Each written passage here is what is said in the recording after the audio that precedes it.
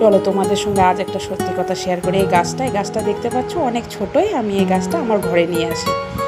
তো সেটার পিছনে অনেক পরিশ্রম করে গাছটাকে বড় করেছি। এখন যেমন দেখতে সুন্দর লাগছে, তো তেমনি সকালে ঘুম থেকে উঠে রাতে শুতে যাওয়া পর্যন্ত আমাদের প্রচুর কাজ থাকে।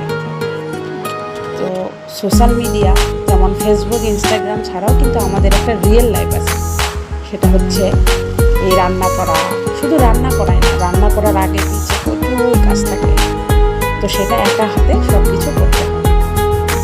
আর যারা বলো শুধু সোশ্যাল মিডিয়ায় পড়ে থাকে বা মোবাইল নিয়ে পড়ে থাকে, আরে ভাই, মোবাইল, সোশ্যাল মিডিয়া এগুলো ছাড়াও তো আমাদের একটা লাইফ আছে। আর বাইরের থেকে দেখে কিছু বোঝা যায় না, ভিতরটা দেখতে হয়। তার ভিতরে কত কাজ থাকে, সে কি, সে কেমন, সেটাও তো জানার প্রয়োজন আছে। এই যে রান্নাটা দেখতে পাচ্ছে, এই রান্নাটা বাইরে থেকে দেখতে কিন্তু ভীষণ সুন্দর লাগছে, কিন্তু এই রান্নাটা করার পিছনে যতটা পরিশ্রম হয়, কতটা কষ্ট হয়, একমাত্র যে করে সেই বোঝে। একটা কথাই আছে, কি বলো তো, সত্যি কথা, অতি বড় সুন্দরী না পায় ভালো বর, আর অতি বড় ঘরণী না পায় ঘর। এটা চিরন্তন সত্য কথা। থাক, আর বেশি কিছু বলবো না। তো আজ ছিল শনিবার, আজ রান্না হয়েছে নিরামিষ।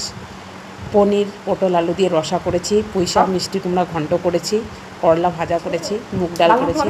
কিন্তু পুচকিটার আজকে খাওয়াতে একদম ইন্টারেস্ট নেই, কারণ ওকে প্রথমে ফার্স্টে বলেছি করলা দিয়ে খেতে, সেই জন্য মুখটা একদম কেমন জানি করেছে, ওর জানি কিছুতেই আজকে খুশি। থাক, সেসব কথা আর বলবো না। ভিডিওটা যদি ভালো লাগে অবশ্যই একটা লাইক, কমেন্ট করো, শেয়ার করো, ভালোবেসো, পাশে থেকো।